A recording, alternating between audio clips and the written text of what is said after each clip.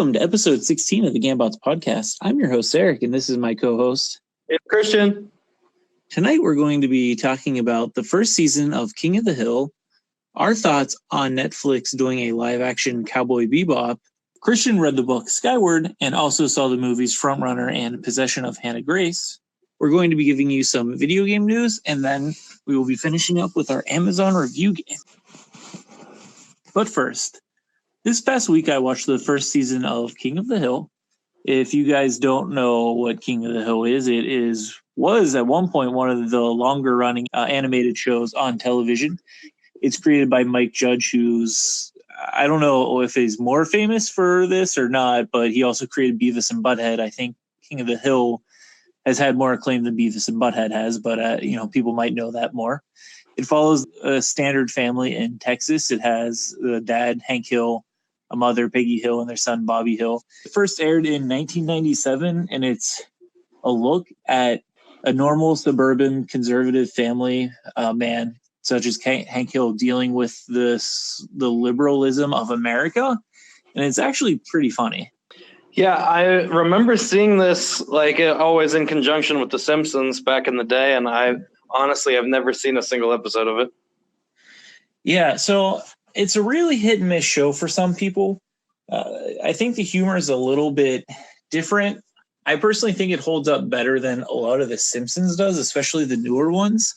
They have the characters age. There's some ongoing arcs with it. And a lot of the episodes break down into being a mixture of political humor and touching growth on the character's part. So the main character is conservative, and some of the episodes deal with him interacting with liberal ideology coming into his life. And I think they always do it in a way where both sides of the political spectrum would find it funny. So in one episode, it's called Square Peg. Hank's wife, Peggy Hill, is a substitute teacher, and the school has sent out home a permission slip with Bobby about them wanting to teach him sexual education. And at first, both parents are really up in arms because they don't think sexual education should be taught in schools. And then they take it upon themselves to actually teach Bobby about sexual education. And once they have to face that prospect, they hold him, through some humorous takes of him asking questions and then being uncomfortable. They decide that ultimately the school should be the one that takes care of this because they don't want to deal with it. And then in another turn of events, a lot of other people are angry, so they call and complain to the school. And the teacher who was supposed to do it gets canceled. Peggy actually gets called in as a substitute teacher to do it. And you have this interesting dichotomy where she doesn't really want to, but she feels like it's her obligation. And you see them turning as they find out more information. And really, this is something that probably should happen in schools where kids are informed. She ends up taking the job, and then there's some conflict between her and Hank because he doesn't want her to do it. And ultimately, he decides that he should do the right thing and support his wife with it, and does. And ultimately, at the end of the episode, Bobby is the only one who's in the class. Everyone else's parents have pulled them out. And it's an interesting political discussion, or at least it probably was more so in the 90s than it is now. I haven't been in school in a while. I remember people being outraged at sexual education being taught in schools. And I think this pokes fun at it from both sides, where both sides can find parts of it pretty funny. And really, the first 12 episodes, they really do that in a couple areas. And overall, I think it's a very good season. My favorite episode is either one episode Bobby ends up smoking, and then to teach him not to smoke, they make him smoke an entire carton of cigarettes. But in the process, the entire family gets addicted to cigarettes. And so, ridiculously so, to the point where it looks like really they're talking about more than just nicotine addiction. It's other forms of addiction. And so parts of that were funny. And I think by far my favorite episode is the episode when Hank's dad comes into town, and his dad is a World War II veteran who is a completely sexist womanizer. And he also doesn't have any shins because he lost it to the Japanese in World War II. So he's, a very tiny man, and he uses that excuse every time to get out of stuff. And it's really funny seeing Hank go from totally respecting his dad to seeing his dad for what he is when his dad starts being extremely sexist towards his wife. Overall, I think a really good show that you should check out if you have the time. It's only 12 episodes. The first season's animation, I think, is a little bit dated.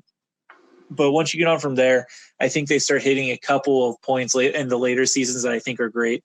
They have characters. Bill Dotree and Dale are my two favorite side characters. Dale is a conspiracy nut.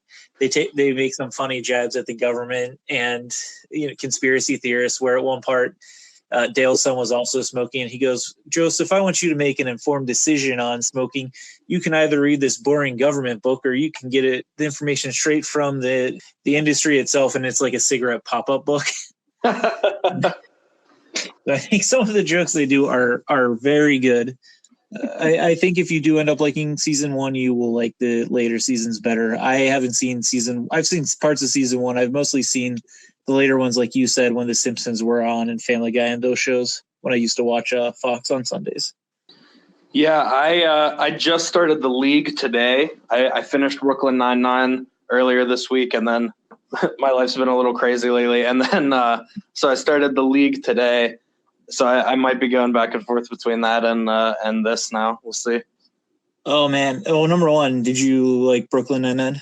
I did. I loved it. I'm super excited for the new season now. Yeah, very good show. And also, what did you think of The League so far? I only got a chance to watch the first episode, but I'm into it so far. I tried it before, and I could have sworn I gave it like a good chance, but like watching this episode today, I don't even think I finished the first episode last time I watched it.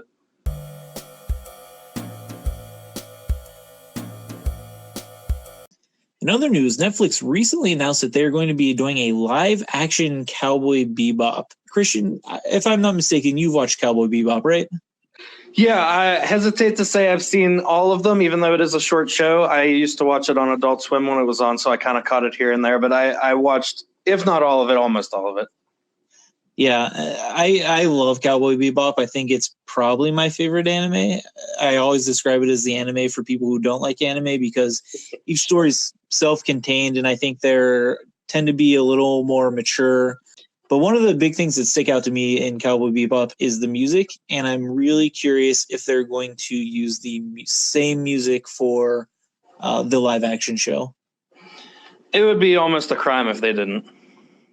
Yeah, so if you guys don't know, the music in Cowboy Bebop is by a band called the Seatbelts. I believe they're a Japanese band. It's heavily jazz influenced, and every episode of Cowboy Bebop uses some form of music, generally jazz, to help name their episodes, and then they use that style of music for the episode, and it's usually so well done. I don't know if this is going to be a movie, if it's going to be a full television show. I'm just really curious how they're going to handle this.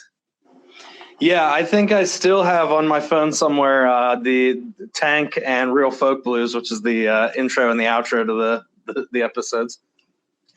Yeah, I mean, I think that is some of the most iconic music for animation. If anyone's ever seen it, they know those songs off the top of their heads. They're so well done. Do you have any suggestions for people who could potentially play actors for any of the characters? Oh man, that's tough. I like to think about this a lot, and for like books or like comics that I think would be like cool movies or TV shows, and I always seem to struggle with it. Yeah, I don't have anything off the top of my head. If I think about it for a minute, I might come up with something. Do you have anybody in mind for any of them? The only one I really like is Keanu Reeves for Spike. And that's because I actually saw his name announced with it before, back when these were rumors. And at first I thought that was a horrible idea, but after seeing him in the John Wick movies, I think he could actually pull it off. Yeah, I could see that. Like, he takes those roles seriously. The only problem is he's a little bit older. It's so hard to, I think, pick a live actor for an anime series because generally you can't portray anime characters in real life. You don't get like a one-to-one comparison. So it's really hard to pick someone to do that role. Otherwise, I think maybe you look for Asian actors because Ghost in the Shell didn't do that. You had a lot of people claiming it's been whitewashed and stuff. And I don't know enough about, I'm assuming this is going to be an American show, but maybe it won't be. I know that Netflix did Death Note and they had Willem Dafoe in a role. And I heard Death Note wasn't very good. I wasn't a big fan of the manga or anime, so I did not watch the live action version of it. So I don't know who they're going to go with, but I hope they do a good job, but I don't think they will. I could see like a younger Bruce Willis playing the big bald guy. I'm struggling to remember any of their names now. Yeah, you could do Bruce Willis. I was thinking like maybe a Vin Diesel. Vin Diesel would be good. Yeah, you just need like a bulky bald guy. It'll be really interesting to see the casting. My guess is they're not going to get anyone big name to do this. Yeah, I would be surprised. Because it is a fairly big name anime, but it's not something that really comes up in like normal like pop culture conversation. So I think it's going to be tough to get like a big name attached to something like this. Yeah, and also I don't actually think Cowboy Bebop's that popular in Japan. I think it's generally in America considered really good, but from what I've heard online is people in Japan don't love it nearly as much because I think it's actually was created with heavy Western influence. Watanabe, who's the director of it, based it off of, like crime, gangster movies, those kind of things. Mm-hmm. And it's influenced by Western jazz and that kind of music. So I don't know if it hit the right note. Also, I think the voice actors of the American one are way better than they were for the Japanese one, but that's just personal preference there. In the end, my biggest hope is that this is just not a CGI fest, because a lot of the fun about Cowboy Bebop is everything's in space, but it's like these realistic looking beat up machines that are going through space. I feel like if they do too much CGI, they could kill that. It's just, I think it's going to be hard to recreate the beauty that it was as an animated series. Yeah, I agree. It would be a shame if they dropped everything down to just CG and like called it a day. I would really like it if they really committed and did it right. And it's not like Netflix doesn't have the money. Yeah, I don't think it'll be good. And I think that's generally a lot of the sentiment is people saying, why are they doing this? Are they just trying to milk the series for all it's worth, or is this actually going to be an endeavor of love? And I'm worried that they're just trying to milk it. And like I haven't watched, I don't think, any of the live action anime Netflix movies that they've produced yet. Like the Full Metal movie and the Bleach movie have been sitting in my queue for I don't know how long. I've heard real mixed things about Full Metal. I actually recently heard that the Bleach one wasn't that bad, but I still haven't gotten a chance to go through it yet. See, I guess I haven't been paying attention to that at all. I didn't even realize they did a Full Metal and a Bleach one.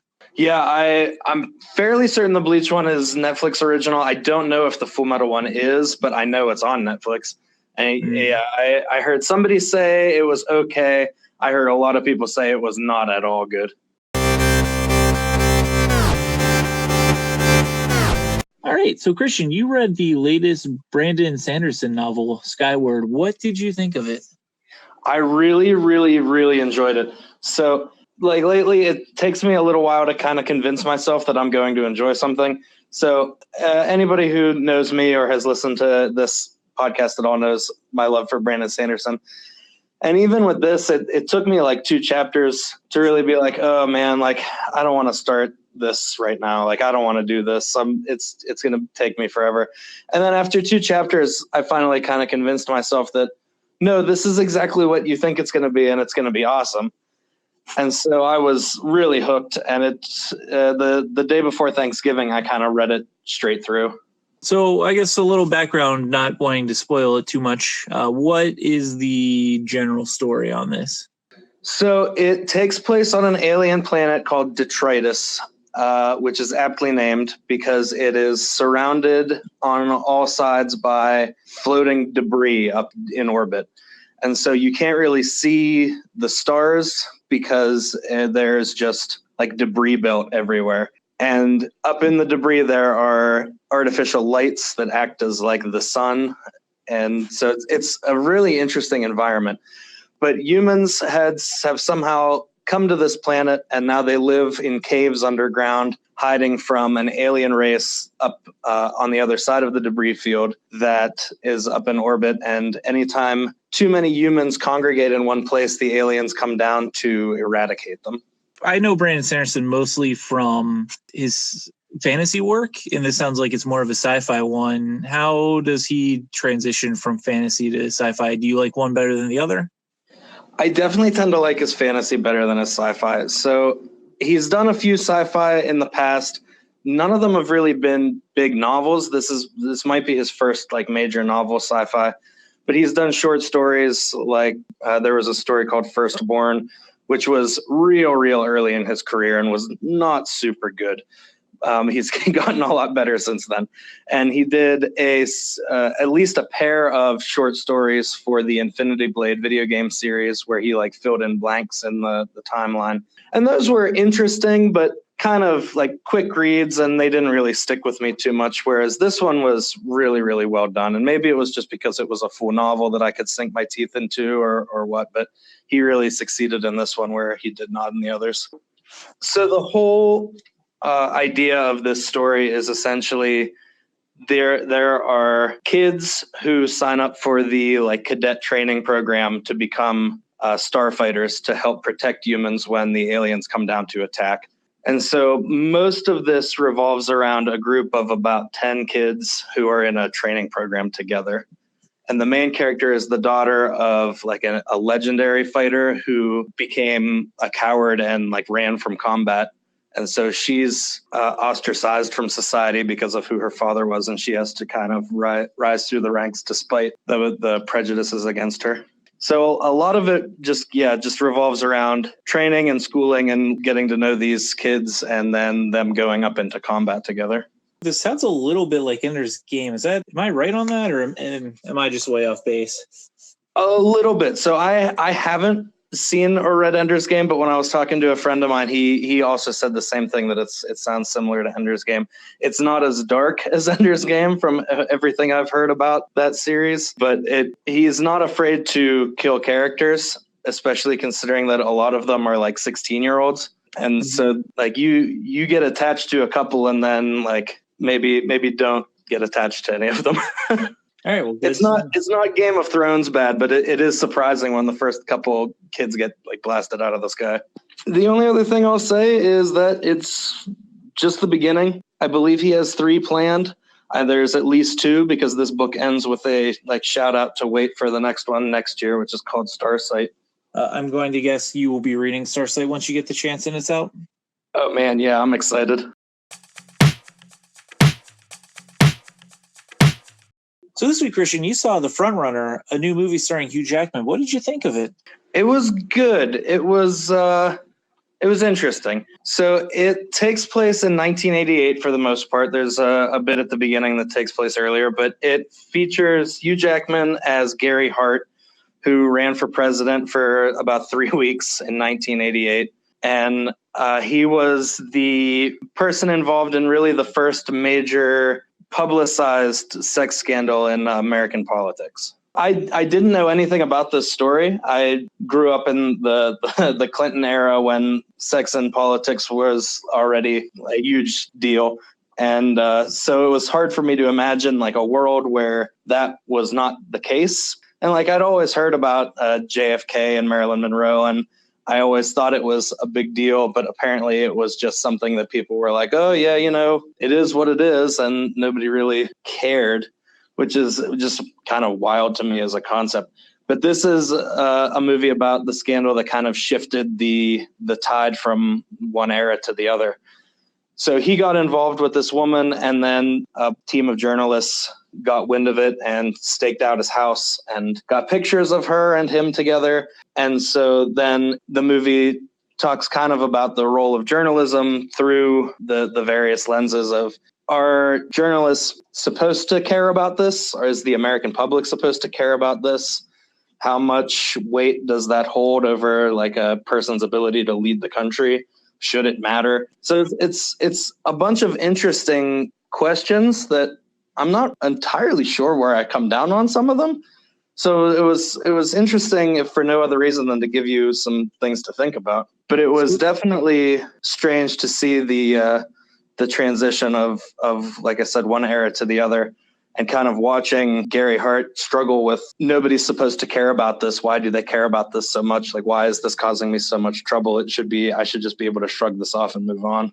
It's interesting you bring this up because this is sort of like sensationalist journalism.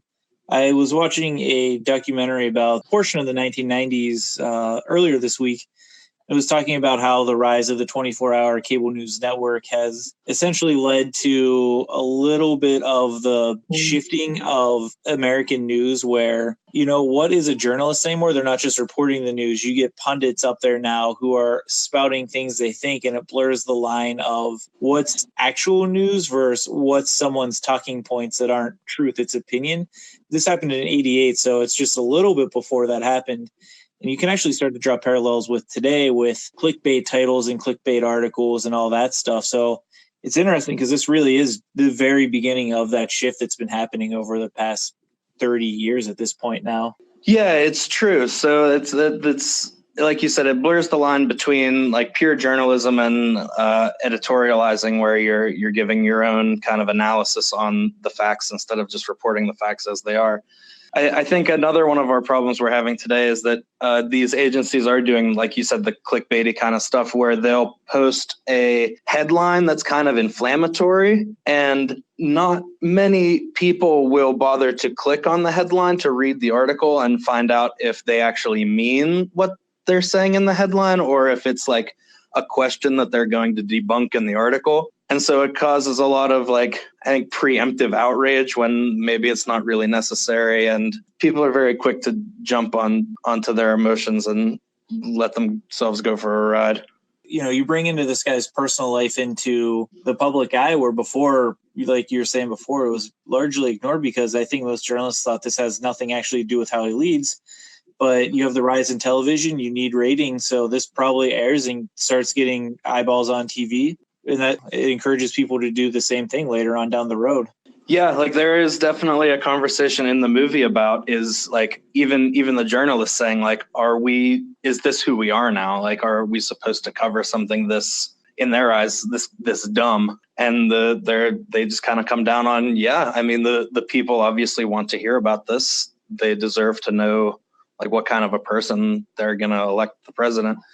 And so this scandal sinks him in 3 weeks. He comes out as a candidate, and then this happens, and it does not go away, and it keeps getting worse the more he stays quiet about it, just hoping it'll go away. And then, he has to concede. So how was Hugh Jackman in this? I love Hugh Jackman, and I might see this only because he's in it. He was definitely good. Yeah, he does a good job playing this guy who has good ideas and he spends the entire movie just kind of frustrated that no one wants to hear them. I'm pretty intrigued to see this. I guess a lot for Hugh Jackman, but also just on the content. It sounds like a pretty interesting film. It was, yeah, and it released very limited at the beginning of November, and I was bummed out because it was nowhere around here. And then right before Thanksgiving on the 21st, it went wide. And so I still had to take a little drive to go see it, but I think it was worth it. It's number 21 in the world right now, which isn't surprising. It's definitely not a blockbuster. This isn't something that's going to bring people out in droves. But it has a 58% on Rotten Tomatoes, and I think that's a pretty solid rating. Like I said, it's not a blockbuster. It's not fascinatingly entertaining, but it is interesting, and it's a good story to be told, I think. Do you know what its box office has been? Yeah, it has 1.6 million. I think this weekend it only made 275,000 for the weekend. So it's not crushing it, but I'm not really sure what its budget was. I couldn't find that information anywhere. So it might have been enough because it's not a very flashy movie. It does have some big names in it. Hugh Jackman, Vera Farmiga, J.K. Simmons is his campaign manager. And this was directed by Jason Reitman, who also is known for directing Thank You for Smoking, Juno, and Up in the Air, which are I've seen 2 of the 3 of those movies. I haven't seen Thank You for Smoking, but I heard it was pretty good. And I've seen Juno and I've seen Up in the Air. I didn't care for Up in the Air, but I thought Juno was pretty good. I've also seen 2 of those. I have seen Thank You for Smoking and Juno. And I also like Juno. And Thank You for Smoking was pretty cool, if I remember it correctly. It's about lobbyists, right? Yeah, the tobacco lobby. Also this week, you saw the movie Possession of Hannah Grace. What are your thoughts on this one? Yeah, so this was a weirder one. I needed some time away from my house for a little while on Friday, and I came up to see this. I had seen, I want to say, the first 5 seconds of a trailer at like the beginning of a YouTube video. Then I then hit skip ad on. So I knew almost nothing about this going in, besides it was like an exorcism movie. So I was going in pretty blind. It was a way to spend an evening. I'll give it that. It was moderately original, just not super good. What kind of horror is it? Is it gory? Is it psychological? It's a little bit of a mix. It's mostly, it's not really gory. It's just kind of gross. So like the girl is possessed and killed within the first, I'm going to say 2 or 3 minutes of screen time. So she spends the entire movie as a corpse who is being reanimated by this demon that's living inside of her. And then the demon kills people with her dead body, basically. It's not like a take on this possession that you're used to seeing. And almost 100% of the movie takes place in like the hospital basement, which is the morgue where this woman is working now. And so she's having to deal with this corpse kind of running around. But the corpse doesn't just walk. It kind of crawls, but it also contorts itself. And like there's like open wounds on the body. And then there are like joints that are bending in the wrong direction. And there's that awful like cracking noise that always accompanies that. And so it's not scary. It's just kind of gross and off-putting. You know, when you say the girl is possessed within the first 3 minutes of the movie, or, 5 minutes, whatever it is, I'm sitting here thinking, oh, that's the twist at the end of the movie. She's been dead the whole time, and it's actually a demon possessing her. But no, that's not a twist. That's just literally the premise of the movie. Yeah, she is killed almost immediately. Like the movie begins with like they've done like exorcism after exorcism and nothing's worked, so they just decide to kill her. I feel like if you're going to have a horror movie, that should just be the twist. Like what's happening to this girl? Yeah, there isn't really a twist in this to be had. It's just like, how are we going to deal with this cadaver that's walking around the hospital killing people? Or not walking, but like creaking around the hospital killing people. Do you know how this has been faring on Rotten Tomatoes or other review sites? Not well at all. So it has an 11% from the critics on Rotten Tomatoes. The audience say 34. I think the 34 is probably more accurate of a response. 11's a little harsh. It was dumb. It wasn't very scary, but they at least tried for an original concept, and I think they get points for that. So yeah, I would side more on the 34% than the 11, but I definitely wouldn't go any higher than that. Yeah, and I'm surprised. I'm looking. It looks like the budget was between 6 and 9.5 million, and it's already grossed 10.5. So it's made back its budget. Yeah, so I'm honestly surprised that it took that much to make this movie. There weren't really any big names in it. Stana Katic was like a supporting role. She was not in it for very long. And so it was fun to see her appear kind of as a surprise. Like I said, maybe if I'd seen the trailer, I would have known she was in it, but it was a surprise to me anyway. But there's really no one else in this, and it's not like there was any big special effects. I heard that the girl who plays the cadaver that does all that contortionist is a contortionist. And so it's not like they really even had to do that much CG. I think that was all just her being her. I mean, it made its money back, so well done for it. But I would say if you're looking for like a scary movie to like itch a scratch that you have in the middle of December for some reason, there are better ones than this. We might have brought this up on the Halloween episode. I think if you're wanting to have the lowest budget and highest possible return, the horror genre is where you go, because they generally don't seem to cost that much to make. The budget of Paranormal Activity was something like $10,000. It was something really low, and it made millions. Yeah, I mean, it all just depends on the story you're telling and how you're telling it. I think you're right, though, that the horror genre does not necessarily require like big flashy stuff. It just requires dark rooms and the right timing. All right, in recent video game news, Nintendo has announced that they're finally terminating their creator program. So the Nintendo Creators Program was introduced back in 2015 as a way for Nintendo to authorize more or less YouTube content creators and Twitch. It was a way for them to monetize those activities. So what they said was, if you're going to be streaming our games, or you're going to be, using our game in videos, you have to join the Nintendo's Creator Program. and then they would take 30% of your revenue that you made on those videos as a cut, as allowing you the license to record those videos. No other game company, game developer, anyone had taken steps like this before. And in 2015, this was really, really unpopular. I actually had some firsthand experience with it because at the time I was streaming and making some Pokemon stuff for battles. And it was one of those things where I wasn't monetizing, so I didn't have to deal with it as much. But I know a lot of people started talking about fair use and saying, well, I'm doing X, Y, and Z. This is different. It's not just straight putting it up. And there was a lot of talk of, can they do this? Is this legal? Should there be lawsuits? Blah, blah, blah. So at the time, people were very critical of it. I think Jim Sterling was actually one of them. If you don't know who he is, he's pretty popular YouTube gaming personality. Him and a fairly large number of other people said they're just going to stop streaming Nintendo stuff or, doing videos on it because they don't want to deal with that and having Nintendo come in and saying what they can or can't create. Because Nintendo is essentially claiming oversight at that point. If they don't like the video you make, they're going to put a content strike against you, which on YouTube are not things that you really want to have, and they're just a pain to deal with. So is this going to end up being a net positive where they're getting rid of this and saying, you can just do whatever and we're not going to bother with you anymore? Or is it them saying, we're not going to let you do anything, we're shutting down this program and you can't stream anything at all? It's a little bit vague. So they're no longer requiring you to sign up with a separate program to put their videos. They're saying you can put videos up there as long as they meet certain requirements. The requirements are a little bit vague, and it's hard to tell if that's legalese or if they are doing it because they don't want a lot up there. I think this is actually in a major response to Smash Brothers Ultimate was leaked. So a lot of the first portions of the game were leaked.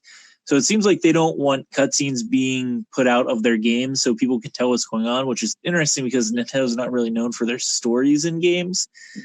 True. Yeah, so that part seems like it's a reaction to the Smash Brothers leak. Overall, I think it's probably going to be a boon to content creators, though, because the ones who joined are now getting 30% of their revenue back, or whatever the number was. Maybe I'm a little off on that, but I think it used to be 30%.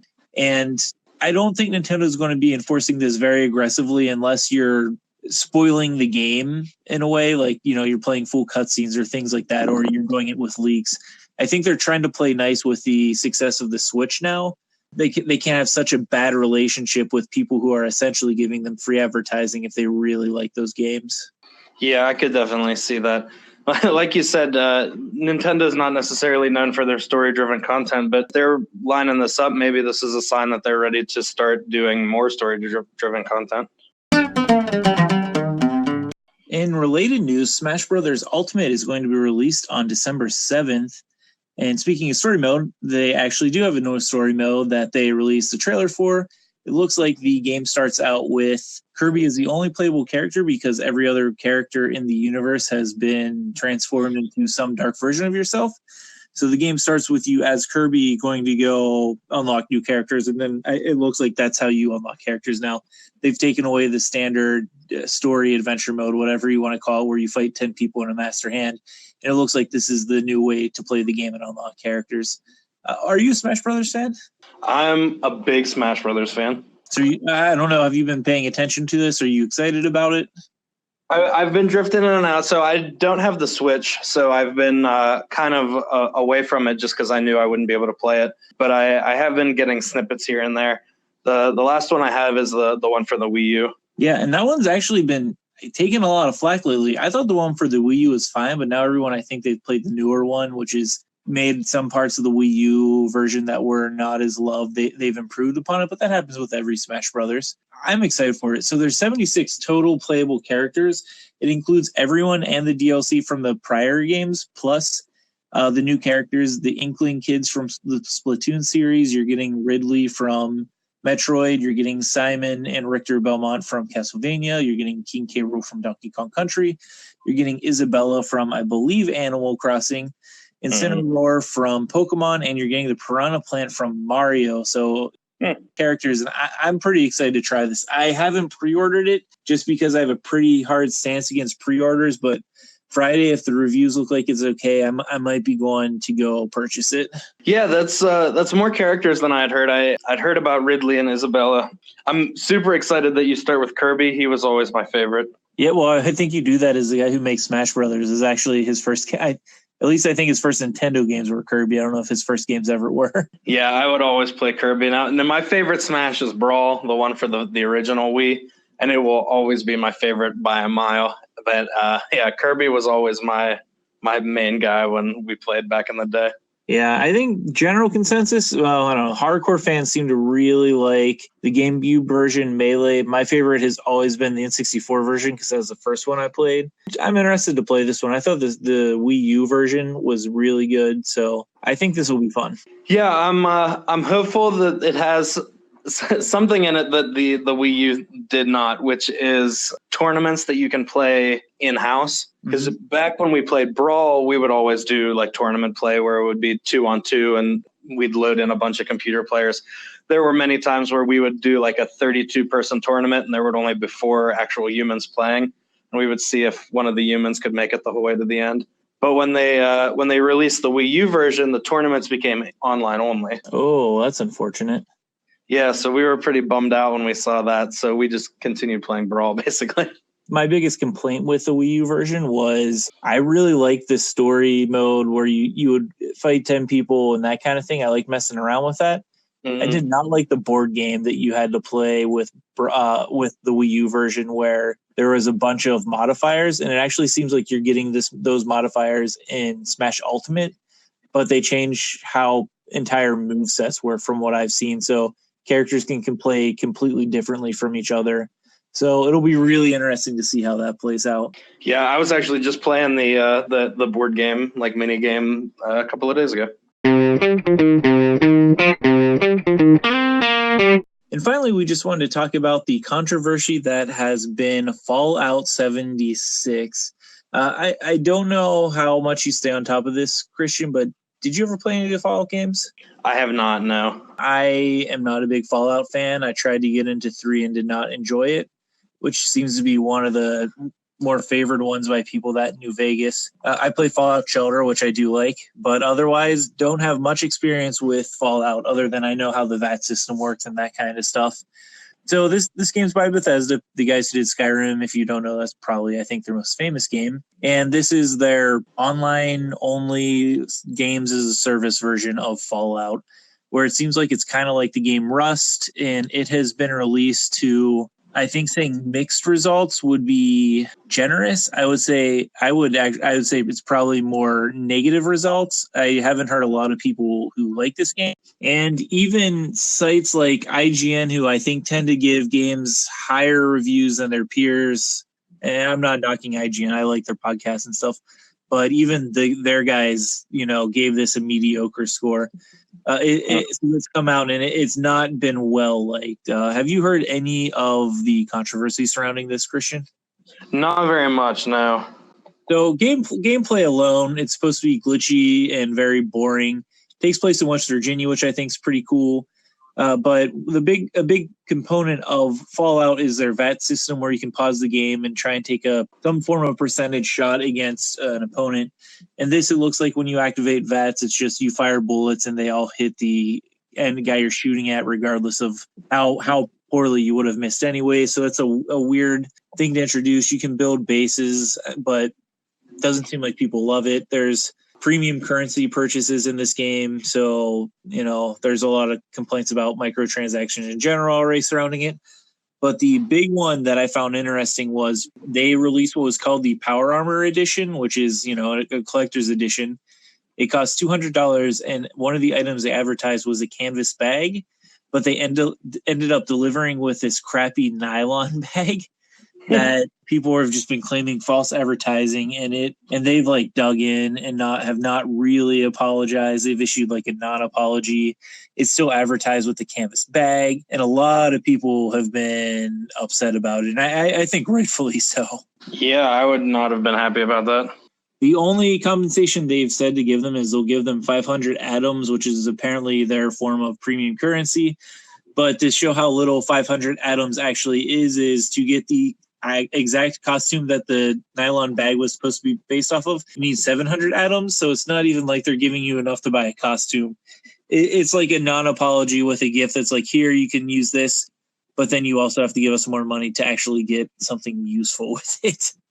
Good Lord. So it's been it seems like a real tone deaf response on Bethesda's part, who usually I think are in gamers' good graces, but not in this instance. They have not done well. Yeah, they really made a bit of a mess of this. And it's interesting because I think on the show we've talked a couple of times about microtransactions and things like that. And it's sad to see them keep coming into games. I feel like this is the one where the microtransactions probably shouldn't be there. This game was created only for them. I haven't played it, but from everything I've heard, generally you should maybe stay away, especially if you hate microtransactions. I think made it clear that I'm not a very big fan of microtransactions. I feel like they're cheating. Overall, I sort of, I guess, supported them in Assassin's Creed Odyssey because I thought the underlying game was really well done, and I didn't think they were obtrusive. But putting them in a crappy game, I don't know. I have no reason to check out this game. I've heard nothing good about it, so I will not be checking it out. I guess the better way to phrase would be, I feel like they're cheating, but if you're going to put them in a game where the game is very playable and it's super easy to just not super easy, but like it's easy enough to just do your nice grind and get to where you want to be the normal way, or you can like throw some money in and just basically play it like it's a movie where like there's minimal gameplay and you can skip like the grind, whatever. But if you're going to make the game like to the point where you almost can't play it without throwing more money at it, then that's just ridiculous. Yeah, and also this is a game that's meant to be played multiplayer. It's not even like your single player game. All right, now's the time for our Amazon review game. I am going to be reading the reviews, and Christian's going to be guessing. As a quick recap, I will be reading one review. Christian will have 2 yes or no questions, and then he can request I read another review, and then he will have 2 yes or no questions, and then he can request a final review, and then he has to guess the movie. Are you ready? I am. This movie is clever and well written. The storyline is engaging and the dialogue is hilarious. This movie is fast-paced and the transition between scenes is excellent. If you've read the books, then you know what to expect. I hadn't even heard of the books before I saw this movie, but I watched it because I am a Michael Cera fan. I was hooked right away and ended up buying the books after I saw the movie. The fight scenes are great and the cast is stellar. They really work well together. I highly recommend this movie. Are the books it's based on comic books? Yes. Does it also star Mary Elizabeth Winstead? Yes. Then I am definitely going with Scott Pilgrim versus the World. It is Scott Pilgrim. Nice. Really like this movie. I'm assuming you've seen it? I have, yeah. Twice now, I think. Okay, big fan. I'm actually currently rereading the comic series, so I'm probably going to talk about that next time. Yeah, I watched the movie, like a long time ago, and I remember walking away from it thinking, I don't know if I liked that or not, and that remained my stance for a long time. And I watched it again more recently, and I was a lot more into it the second time than I was the first time. If you ever get a chance to anyone to play the Scott Pilgrim game, you should totally check it out. It's been removed from PlayStation and Xbox because of licensing issues, which sucks because it was one of the best downloadable games of the last. Oh, yeah, that's too bad. I remember playing that game. I was terrible at it, but a bunch of my friends were very good. And I remember we played it a bunch of times back in the day. Yeah, it's so good. The game actually follows the book more closely than the movie does. All right, guys, thanks for listening to our show. Before we head out, Christian, what are you going to be checking out this week? Well, we got a few movies coming out this week that I'm interested in. As we were recording here tonight, the second Captain Marvel trailer came out, so I'm going to check that out for sure when I get home. Mary Queen of Scots comes out this week, which I'm a little interested in. I'm not even 100% sure if our theater is getting it. But it looks interesting. It has Margot Robbie playing Queen Elizabeth, and I've seen it advertised for a while. I honestly thought it had already come out, but apparently I was mistaken. So for me this week, I'm still trying to go see Fantastic Beasts. I have to make time to go see it. I'm either going to see it sooner. I want to hope it's out around Christmas time when I'm with my family and we can go see it. I also really want to see Creed 2. Big fan of the first Creed, so I'm hoping at some point to be able to go see it. Maybe when we have cheaper movies nights. Video game wise, I'm still plugging away at the Spyro series. I'm 55% through Spyro 2 Ripto's Rage. I'm fully expecting to platinum it this week, and then I'll be moving on to Spyro 3 Year of the Dragon. Those games have been awesome. I'm going to wait until I beat all three of them to give my full review on them and how their gameplay evolved over time. Otherwise, not much. Probably reading Scott Pilgrim. I think the third Spyro was always my favorite. All right, guys, thanks for checking out our episode. If you want to give a suggestion for our Amazon review game, you can shoot us an email at gambots.blog@gmail.com or reach out to us on Twitter, which we are at Gambots Network. All right, guys, thanks for listening. Thank you.